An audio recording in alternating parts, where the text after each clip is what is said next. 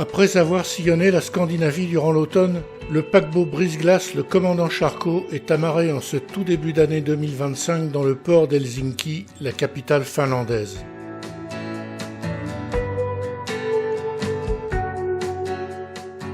À partir de là, il doit traverser l'océan Atlantique sans escale jusqu'à l'île française de Saint-Pierre-et-Miquelon avant de rejoindre Québec pour une série de voyages jamais réalisés jusqu'alors.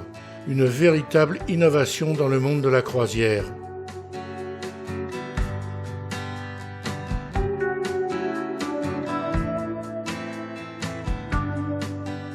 À Helsinki, les températures sont négatives. Une fine couche de neige enveloppe la ville et les paysages et quelques morceaux de glace flottent dans le port. Le caractère hivernal de cette navigation est déjà bien affirmé.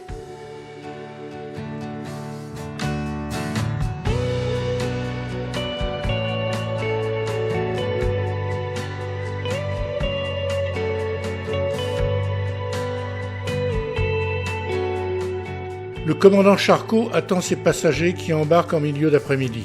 Mais le jour tombe vite en Finlande. Il fait déjà nuit noire lorsque le bateau s'éloigne du quai, laissant la ville loin dans le sillage.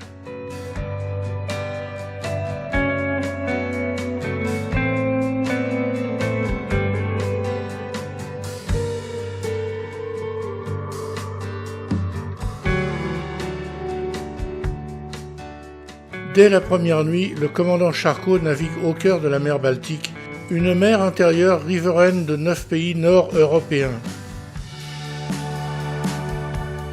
Depuis le Moyen-Âge, la position stratégique de la Baltique en a toujours fait un important lieu d'échange entre ces différents ports. Le trafic des cargos et des traversiers y est donc très intense. La faible profondeur et l'étroitesse des chenaux imposent une navigation très précise au commandant Charcot, dont le tirant d'eau avoisine les 10 mètres de hauteur.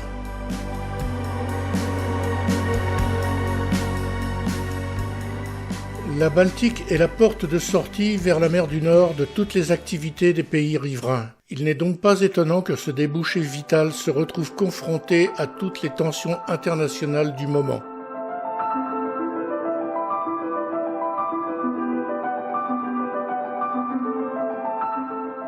Pour les passagers du commandant Charcot, c'est le début d'un voyage en mer qui va durer 11 jours jusqu'à Saint-Pierre-et-Miquelon. En Baltique, le rythme est encore relativement tranquille durant ces premiers moments de la croisière où chacun prend le temps de s'amariner et de trouver ses marques à bord pour mieux s'installer dans la durée.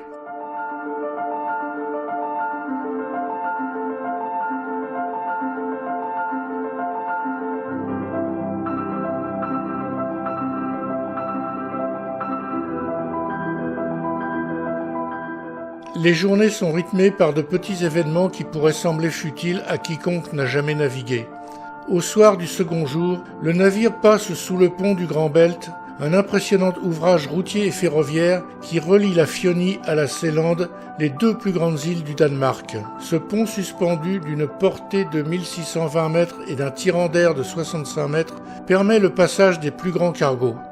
Malgré la lumière qui décline rapidement, aucun passager n'aurait voulu rater ce moment. Après être sorti de la mer Baltique, le commandant Charcot navigue au sud des côtes de Norvège, puis traverse la mer du Nord jusqu'à l'archipel écossais des Orcades qu'il aborde en milieu de journée. Le navire suit un étroit chenal et longe au plus près de nombreuses roches à fleur d'eau et des falaises impressionnantes déjà couvertes de neige.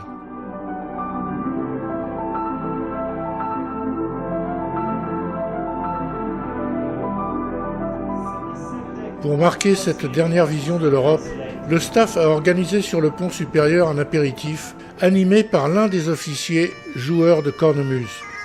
Une façon de rappeler que nous naviguons au large de l'Écosse pour quelques heures encore.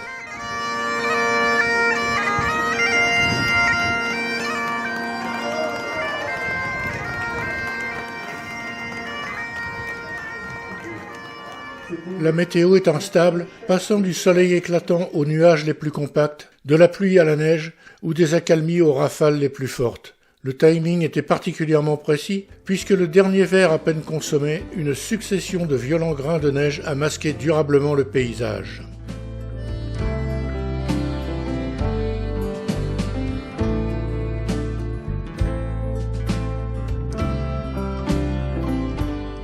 Les côtes écossaises s'effacent doucement dans le sillage et ce petit cargo restera le seul navire rencontré durant la traversée jusqu'à Saint-Pierre-et-Miquelon.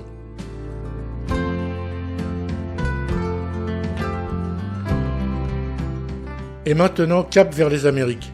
Lancé à 15 nœuds, le commandant Charcot navigue en Atlantique Nord et en début de traversée, les conditions de mer restent encore praticables. Cela durera-t-il ? Rien n'est moins sûr puisque le capitaine convoque rapidement ses passagers au théâtre pour les informer de l'évolution météorologique prévue pour les jours suivants. Et là, pas de surprise, c'est l'hiver en Atlantique Nord. Les cartes météo projetées sont explicites. Le jeu va consister à louvoyer de part et d'autre de la route directe pour naviguer en bordure des dépressions à venir. Le commandant Charcot va être confronté au mauvais temps. Chacun est prévenu.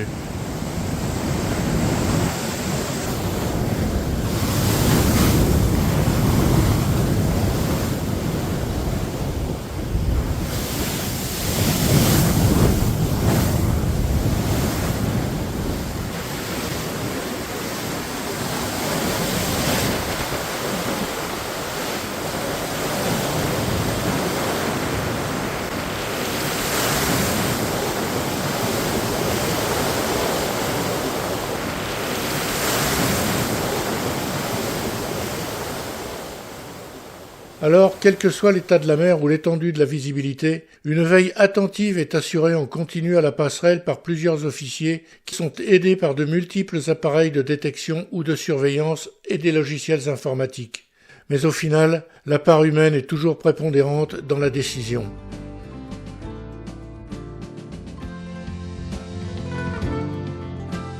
Au milieu du parcours, les conditions changent. Un brouillard dense est tombé durant la nuit et ne se dissipe qu'au cours de l'après-midi. Rien d'étonnant pour la saison et la région où ce phénomène est habituel. Il faut juste renforcer la veille à la passerelle alors que la visibilité n'est plus que de quelques mètres.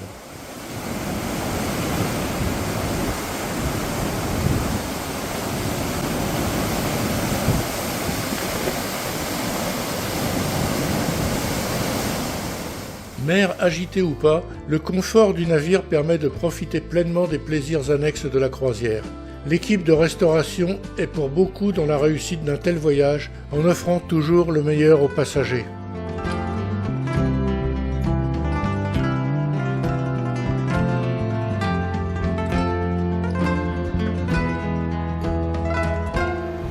Le commandant Charcot est un bateau solide, conçu pour naviguer dans des conditions extrêmes que nous n'avons pas atteintes durant ce parcours transocéanique.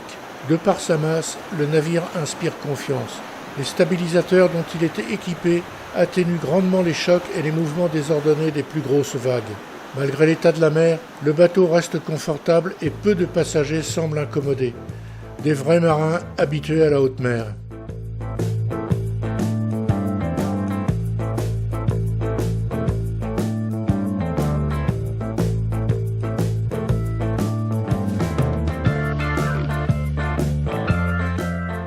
La dégradation prévue arrive progressivement alors que le commandant Charcot est à mi-traversée.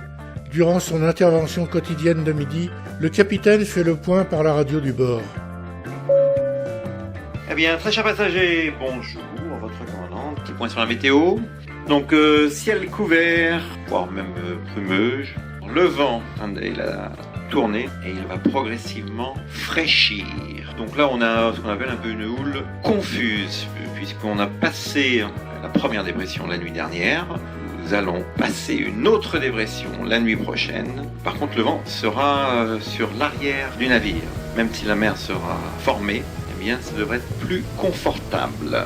Merci, je vous souhaite un très bon appétit.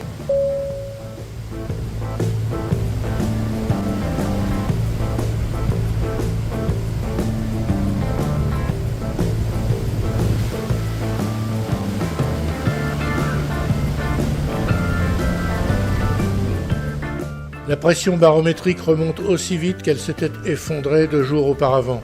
Le vent mollit alors, et c'est sur une mer apaisée que le commandant Charcot arrive en vue des côtes de la grande île de Terre-Neuve, de l'autre côté de l'océan.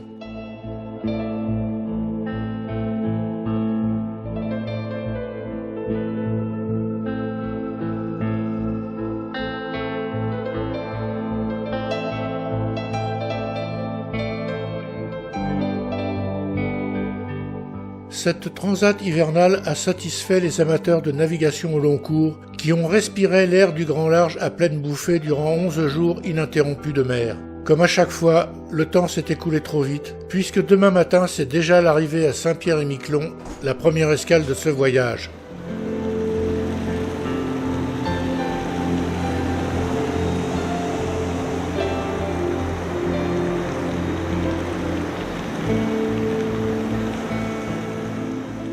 Au bout de 11 jours de mer, le commandant Charcot arrive le 16 janvier avant l'aube au terme de sa traversée de l'Atlantique et s'apprête à prendre son mouillage dans la rade de Saint-Pierre, aidé par le pilote local, un véritable voltigeur qui embarque prestement à bord.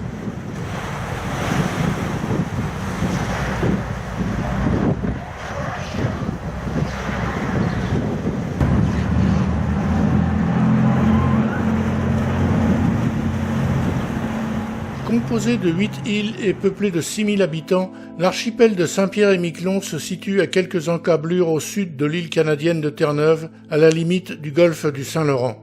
L'archipel fut très prospère à l'époque de la pêche à la morue qui pullulait sur le grand banc de Terre-Neuve. C'était aussi une plaque tournante du trafic d'alcool durant la prohibition américaine. Cet âge d'or est terminé depuis longtemps. Ce n'est plus ce que c'était, mais les Saint-Pierrais s'accrochent à leurs cailloux où ils vivent paisiblement, même si les conditions climatiques sont dures.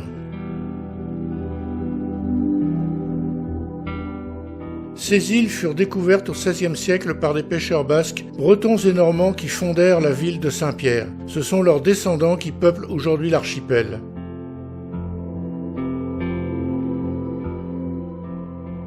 Saint-Pierre-et-Miquelon reste le seul territoire français situé en Amérique du Nord, le seul territoire rescapé de l'immense Nouvelle-France, perdu lors de la guerre de 7 ans au milieu du XVIIIe siècle. L'escale doit durer 2 jours et il est prévu un débarquement en chaloupe pour rejoindre la ville. L'arrivée du commandant Charcot en plein mois de janvier est donc une grande première, et voir un paquebot mouillé dans la rade au petit matin met tous les médias locaux en ébullition. De même, les parkas orange des passagers qui déambulent suscitent la curiosité des habitants, peu habitués à une telle animation hivernale. Cette rareté rend l'accueil des Iliens d'autant plus sympathique et bienveillant. Et si en plus vous êtes vous-même breton, basque ou normand, cet accueil est encore plus chaleureux car chaque Saint-Pierrais connaît ses origines et garde toujours un lien avec ses lointains cousins restés en métropole.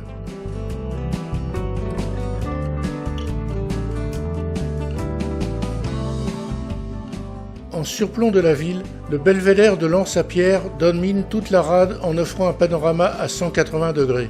Blottis les unes contre les autres, les habitations semblent se protéger du rude climat hivernal où alternent rapidement le vent, le soleil, la pluie et même de furtifs grains de neige fine qui brouillent le paysage.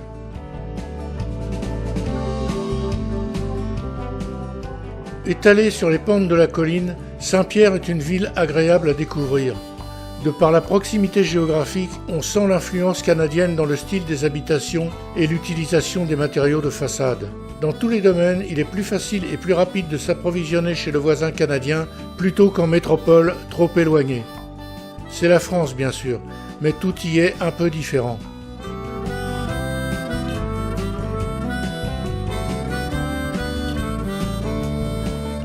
Une courte balade permet de gagner les hauteurs de l'île qui sont recouvertes d'une fine couche de neige.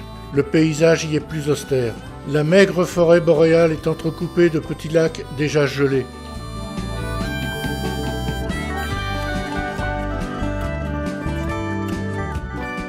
La route s'arrête à l'extrémité d'un plateau d'où l'on aperçoit les côtes de la plus grande île de l'archipel, l'île de l'Anglade, inhabitée.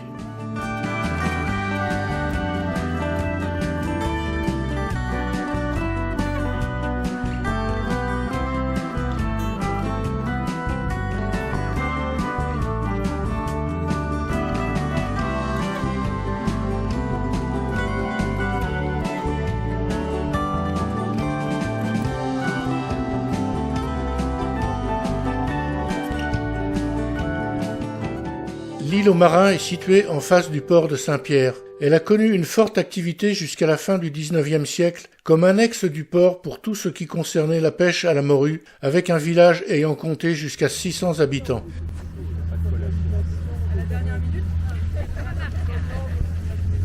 Une grande faveur est accordée aux passagers du commandant Charcot pour pouvoir y débarquer aujourd'hui en Zodiac.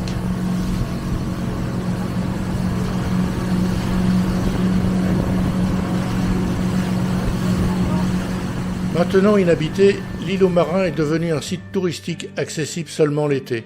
Quelques Saint-Pierrais y ont encore leur résidence estivale où ils rénovent et font revivre leurs maisons traditionnelles, tandis que les anciens bâtiments publics sont entretenus et sauvegardés au titre du patrimoine historique.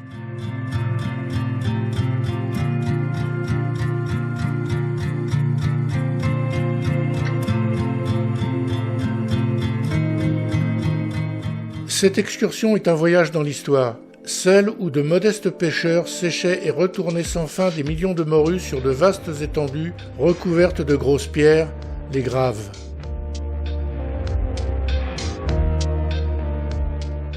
Le temps s'est arrêté à l'île aux marins, mais on y trouve encore les traces d'une communauté laborieuse de pêcheurs et de pionniers qui vivaient durement dans le froid, la pluie et le vent d'hiver. Une visite émouvante.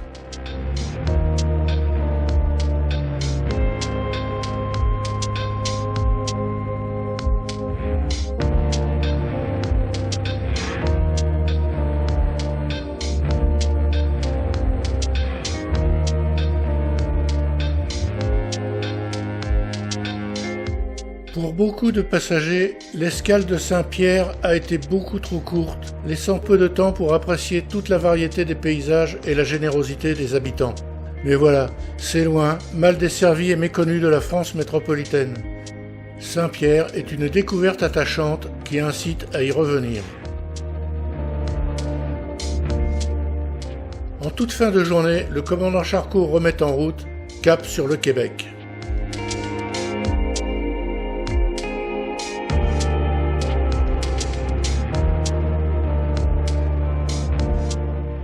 Après 2 jours passés à Saint-Pierre-et-Miquelon qui ont été une véritable coupure, il faut reprendre le rythme de la navigation qui se poursuit par des escales dans plusieurs ports du golfe du Saint-Laurent et une remontée du fleuve jusqu'à la ville de Québec.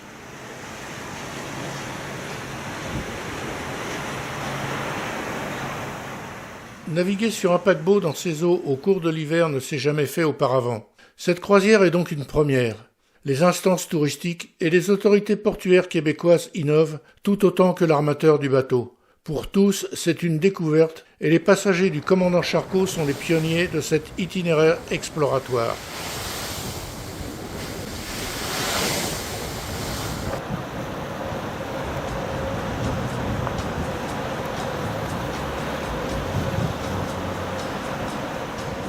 Après une journée de mer, le bateau jette l'ancre au large de Cap-aux-Meules, la capitale des îles de la Madeleine au milieu du golfe du Saint-Laurent. Ce sont des îles bordées d'impressionnantes falaises de grès rouge qui sont reliées entre elles par de longs cordons dunaires.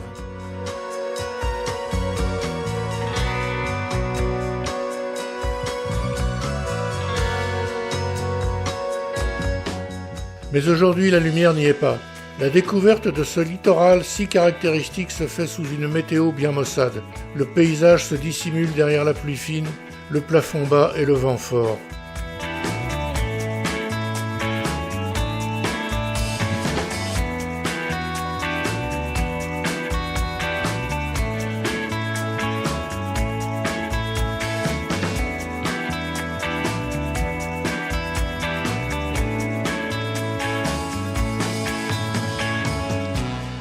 Nouvelle sortie ce matin en indépendant à la recherche d'une échouerie de phoques située sur une autre île. Mais voilà qu'il a neigé la nuit dernière. La route est tout à fait praticable, mais au fur et à mesure de la progression, la visibilité se brouille irrémédiablement. Il faut se rendre à l'évidence, continuer ne semble pas judicieux.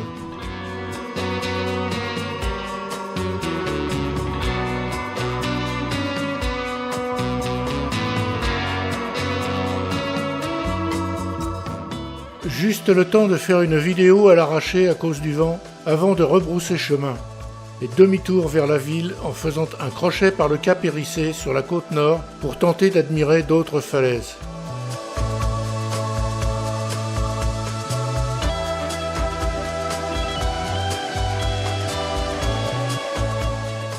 Parvenus au cap, les 300 mètres de marche vers un phare sont une véritable épreuve, à s'enfoncer dans la neige fraîche, à être brutalement déséquilibré par de puissantes rafales, le visage griffé par la neige qui vole à l'horizontale. Au belvédère, c'est intenable et l'on ne voit rien. Juste le temps de prendre une mauvaise photo sous un vrai blizzard pour justifier l'arrêt.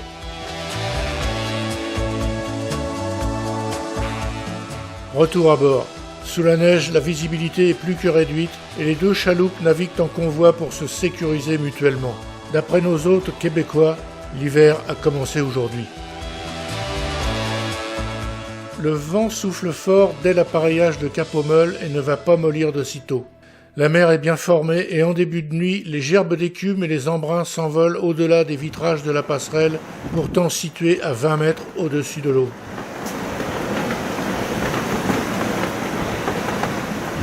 Au petit matin, le thermomètre a lourdement chuté, moins 15 degrés,6. Avec un vent de 33 nœuds, la température ressentie est de moins 31 degrés.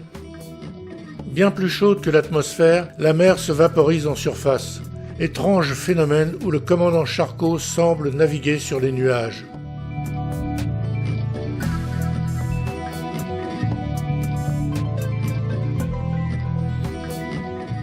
Moins 31 degrés ressentis.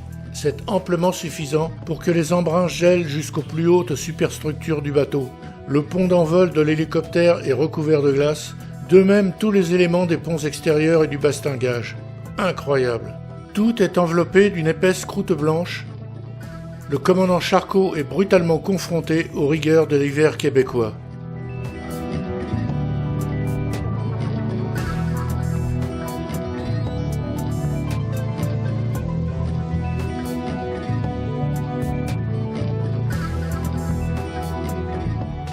Il y a de la glace partout.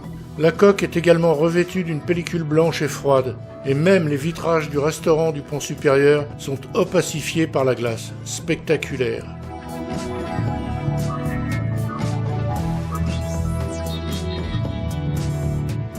L'air polaire a nettoyé le ciel, ce qui permet une navigation rapprochée de l'île Bonaventure et du Rocher Percé, qui ont fait la renommée touristique de la côte orientale de la péninsule de Gaspésie.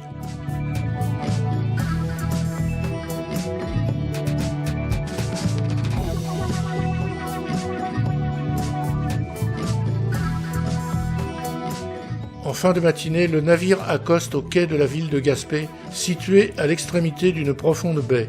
Une fois débarqués, les passagers découvrent l'étrave du commandant Charcot, blanchie par une épaisse couche de glace, inhabituelle.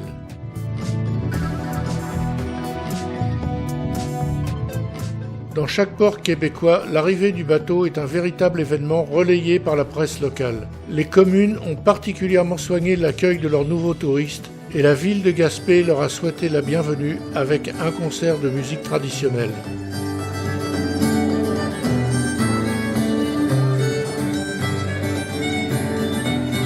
D'abord, est-ce que vous parlez français? Ça va, oui, ok.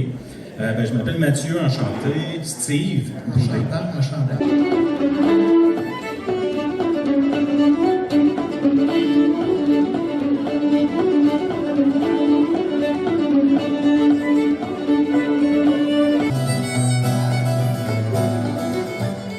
Moins 21 degrés aux aurores. La rivière sur laquelle est situé le quai charrie ses premiers glaçons. Excursion matinale en suivant la route côtière vers la commune de Percé pour découvrir l'autre face du rocher observé hier depuis les coursives du bateau. Aujourd'hui, le village est complètement désert, mais il paraît que l'été c'est noir de monde. Difficile à imaginer ce matin sous la neige. Et pourtant, la localité n'est pas sans charme, même au cœur de l'hiver.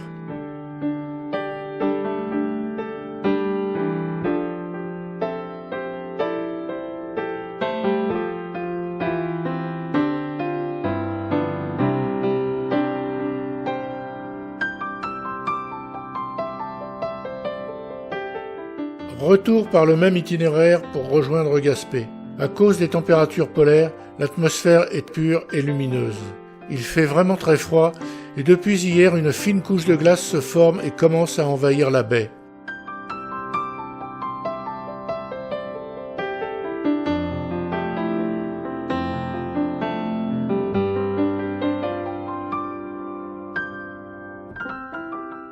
À 13h, le commandant Charcot décolle du quai de Gaspé et entame une nouvelle navigation pour traverser l'estuaire du Saint-Laurent et gagner le port de Sept-Îles sur la côte nord du Québec.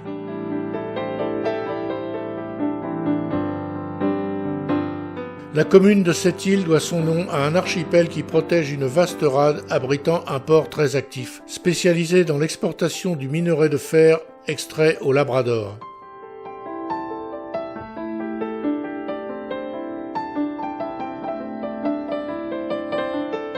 En fin de matinée, le commandant Charcot navigue à vitesse réduite dans le chenal sinueux qui mène à la rade. Le bateau traverse plusieurs bancs de glace en formation qui dérivent au gré du courant. Profitant également du soleil et de l'absence de vent, le staff hôtelier convie tous les passagers à l'avant du pont 6 à un sympathique apéritif juste avant l'escale. Il va de soi que les glaçons dans les verres ont été superflus.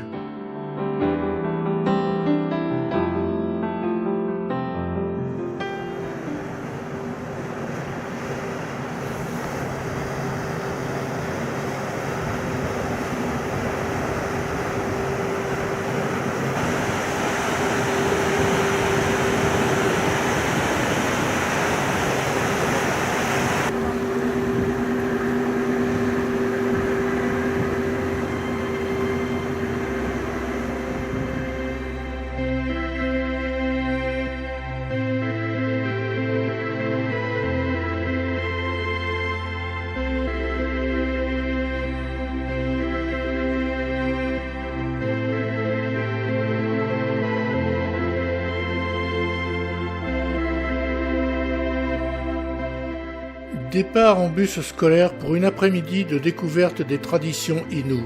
Les Innu sont un des nombreux peuples autochtones chasseurs et nomades qui se sont sédentarisés dans la région des Sept-Îles.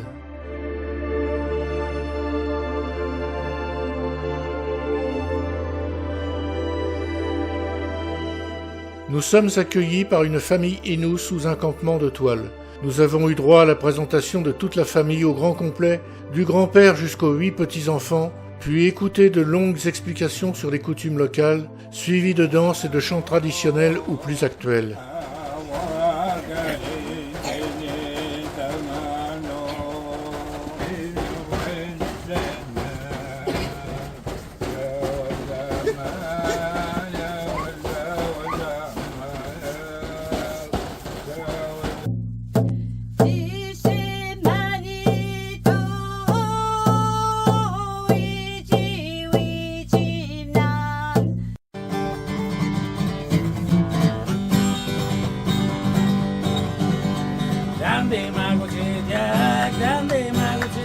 Comme ailleurs, les Innu sont fiers de leur identité, mais on les sent partagés entre la tradition nomade et le modernisme urbain, tiraillés entre le tambour en peau de caribou et le téléphone portable.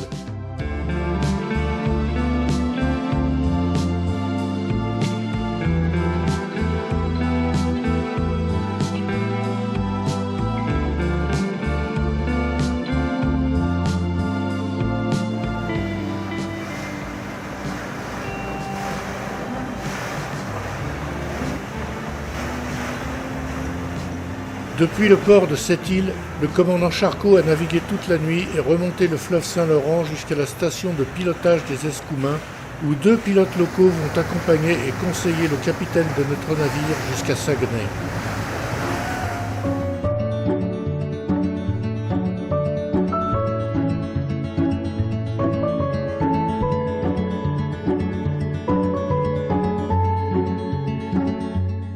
Dès l'aube, la journée semble prometteuse. Mais si ce n'était le froid toujours très vif et le vent qui mord le visage, la météo reste idéale pour offrir aux passagers un spectacle grandiose durant toute la remontée du fjord de Saguenay.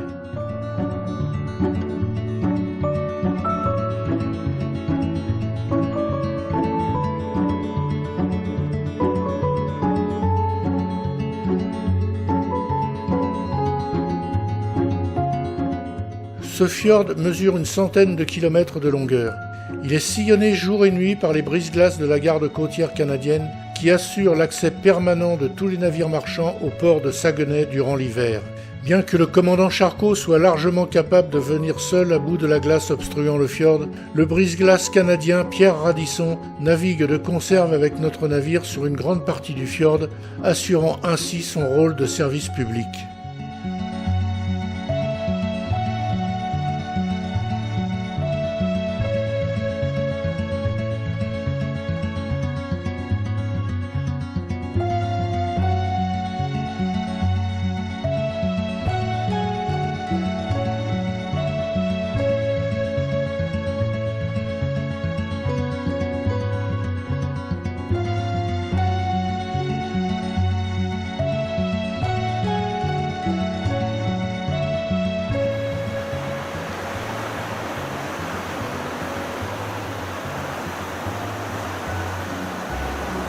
Les premiers pratiquants de la pêche blanche commencent à installer leurs tentes ou leurs cabanes sur la glace. C'est ici une activité ancestrale incontournable.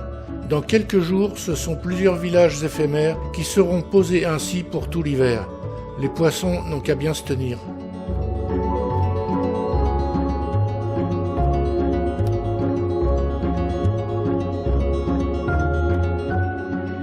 En fin d'après-midi, le capitaine incruste son bateau dans la glace à l'écart du chenal, offrant une distraction inédite aux passagers, enchantés de faire quelques pas sur la banquise avant que nos amis saguenéens ne clôturent en beauté cette journée qui restera l'un des moments forts de la croisière.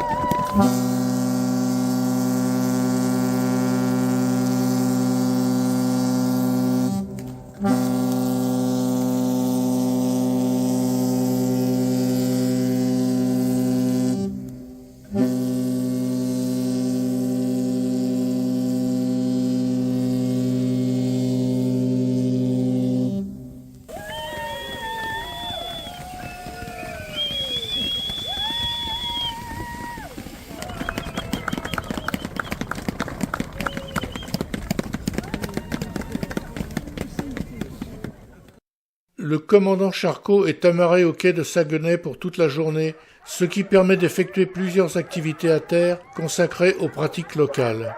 Et il n'est pas de voyage hivernal au Québec qui ne se conçoive sans effectuer une balade en traîneau à chiens. Dès l'arrivée au chenil, on comprend que les chiens sont en forme et qu'ils ont très envie de se dégourdir les pattes. C'est l'effervescence et cela hurle de toutes parts, une belle cacophonie d'aboiements, tous plus forts les uns que les autres.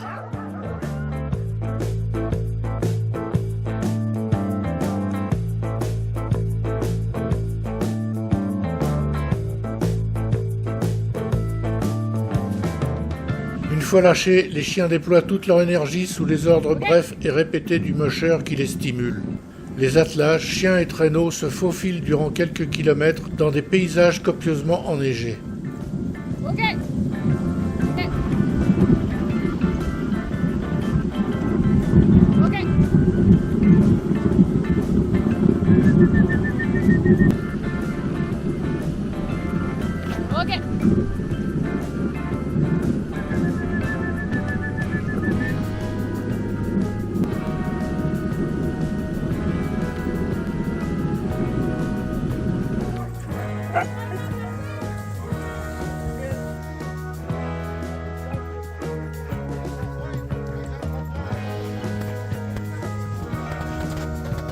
Okay.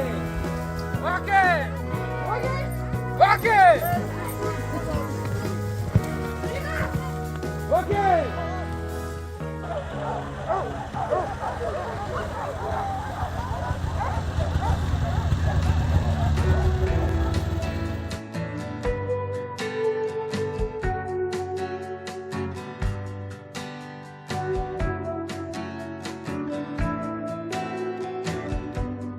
Ensuite, le commandant Charcot a quitté le fjord de Saguenay et s'est engagé sur le fleuve Saint-Laurent pour rejoindre Québec en suivant de près les rives de la grande île d'Orléans.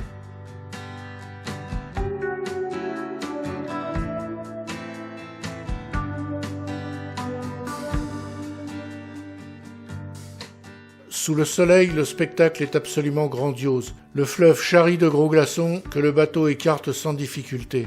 Par endroits, le Saint-Laurent est pris sur toute sa largeur. Ailleurs, ce sont les courants de marée qui dispersent des bancs entiers de glace.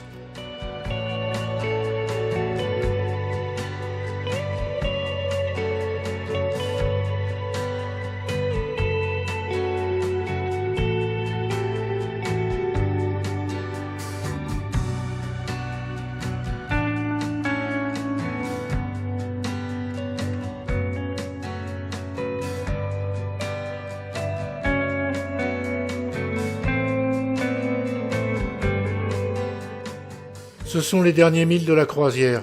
Au loin se profile la ligne de toiture des hauts immeubles et du château Frontenac, symbole imposant et majestueux de la ville de Québec.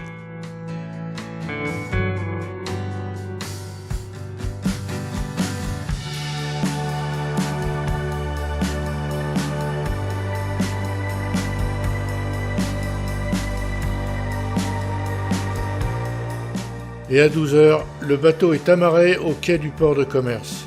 Alors tous les passagers, et même ceux embarqués à Helsinki il y a 4 semaines, partagent la même impression, cette aventure a passé bien trop vite. Aventure est peut-être un bien grand mot, mais c'était surtout un périple inédit par sa longueur et par la saison, avec quelques faits marquants. La traversée de l'Atlantique Nord en janvier qui n'allait pas de soi. La découverte de Saint-Pierre-et-Miquelon, seul territoire français en Amérique du Nord et qui a été une vraie surprise. Les températures polaires du Québec, au-delà de moins 20 degrés, sans parler des températures ressenties. Les gestes de bienvenue par de nombreux Québécois dans chacun des ports visités, eux-mêmes étonnés par des croisiéristes intrépides voulant braver l'hiver canadien.